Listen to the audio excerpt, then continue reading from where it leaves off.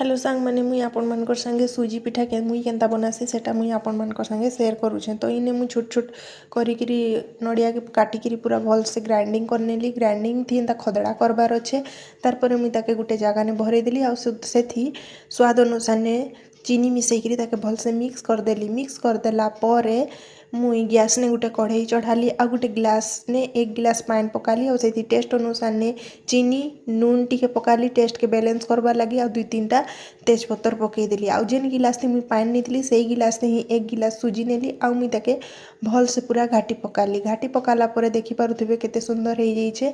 ताके मुई भरे देली और टिके ठंडा करिकरी हाथे घी टिके नेइकरी ताके मुई भल से चिटकी देली। चिटकिला परे फेर हाथे घी नेली और जेतकी साइज रो मते पिठा बनाबार कथा सेतकी मुई सुजी नेली आ सेथि मुई एंता बनै पकाली आ सेथि मुई टिके नड़िया पुर भरिकरी ताके मुई एंता भल से पूरा पिठा गढ़ी पकाली।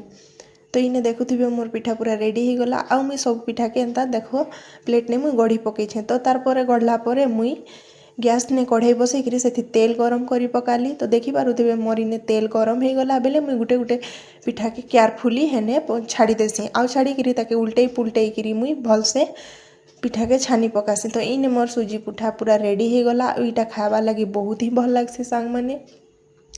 किछि भी पर्वपर्वाणी हो चाहे पूजा हो जेन थी भी इटा बनै पारबे सांग माने। तो केनता लागला केनता नी निहाती कहबे। भल लागले गुटे लाइक करबे और कमेंट करबे।